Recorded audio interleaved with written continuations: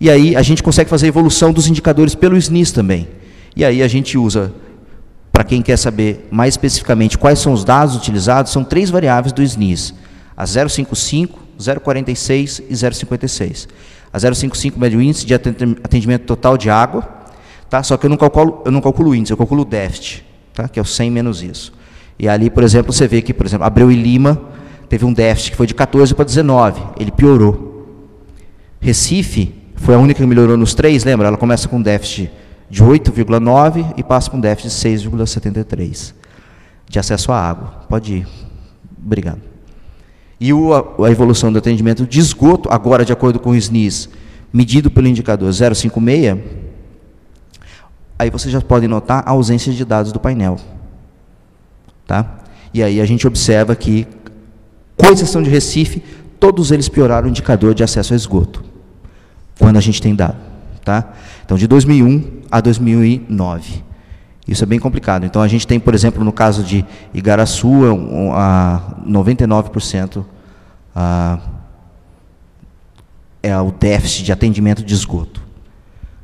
Pode ir. Obrigado. E aqui é o tratamento desse esgoto, né? Então, a gente tem a coleta, que é o acesso ao esgoto, e aqui é o tratamento desse esgoto. E aí o índice é mais baixo ainda, e a gente vê a falta de informação de diversos municípios, e a gente vê com Abreu Lima, Cabo de Santo Agostinho, Igaraçu e Recife foram as únicas cidades que melhoraram esse indicador. Tá? Então, a média aqui de déficit é de 71%. Bom, esse é o tamanho do déficit, esse é o tamanho do rombo.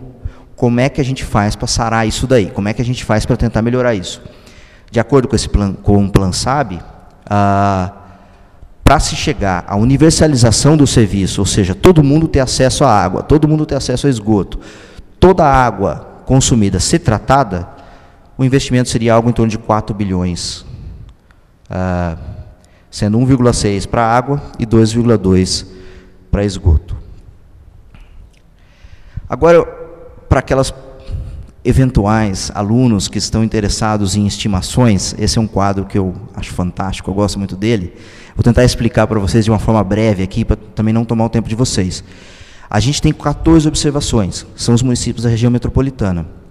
O que é legal é que a gente pode acompanhar esses municípios ao longo do tempo. Isso chama uma estrutura de estimação de dados em painel. Isso é legal porque a gente compara o município, como ele evoluiu, com o município do lado, com a evolução do outro. Então, você está comparando o município A com o B, como eles evoluíram ao longo do tempo. E isso te dá uma certa segurança das estimações que a gente faz ali.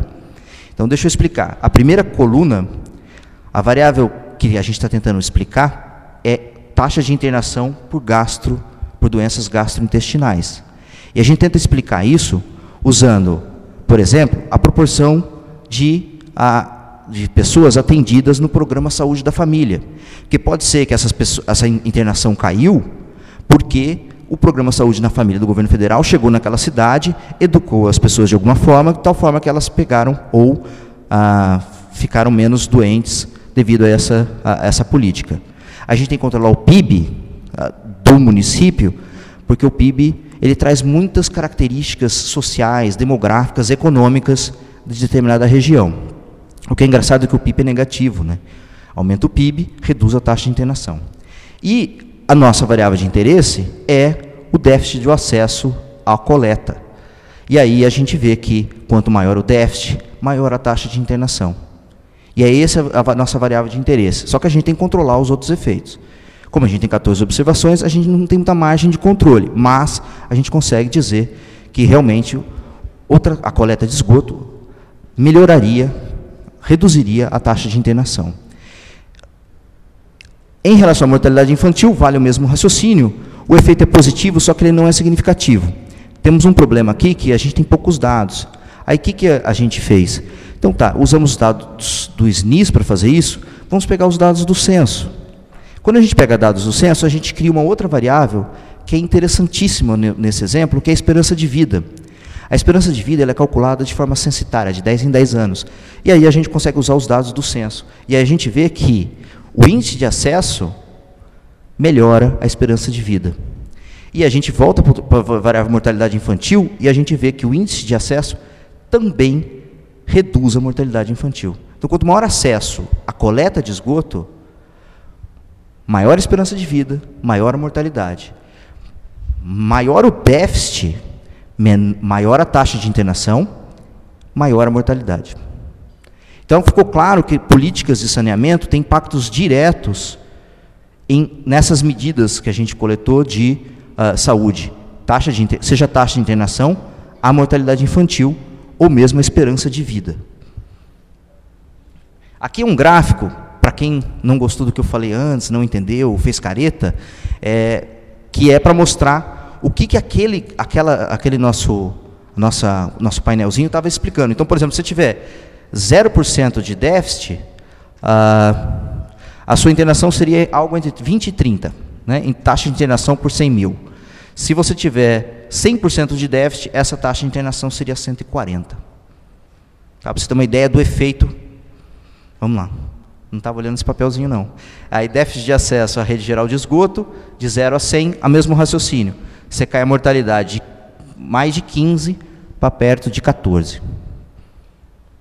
Bom, aí, agora, então eu estava falando algo qualitativo, o que sobe, o que desce, um pouquinho de magnitude, é isso daqui.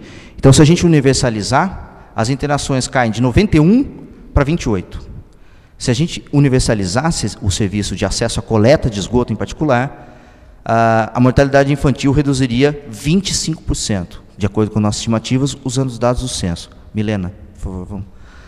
Não me deixe só aqui, Milena. Então, renda e saneamento. Aí a gente fez o seguinte, tá, temos essa avaliação do impacto do saneamento em saúde. O que falta ver? Bom, vamos tentar ver o saneamento no mercado de trabalho. Então, o que a gente fez? O Instituto Trata Brasil desenvolveu um estudo muito legal, chamado Benefícios Econômicos, o Edson sabe o nome certinho, Benefícios Econômicos do Saneamento. Eu estou sendo impreciso aqui no nome. Que eles conseguem medir a diferença de salários entre cidadãos que têm acesso ao saneamento versus os que não têm, e dá uma diferença de 13%. E aí a conta que a gente faz é o seguinte, vamos universalizar o serviço. Quando a gente universaliza o serviço, o salário tem que aumentar 13%. Aí considera o salário médio da região metropolitana e esse aumento de 13%. Essa renda do trabalhador aumentaria algo em torno de R$ 84,00, que é 8% de aumento. E o efeito agregado disso, na região metropolitana inteira, seria um aumento de algo em torno de 129 bilhões por ano, milhões por mês, ou 1,5 bilhões ao ano. Pode ir, Milena. Bom, para concluir, então, o que eu queria que vocês soubessem primeiro é que existe esse banco de dados, ele é disponível, seja censitário, seja no SNIS.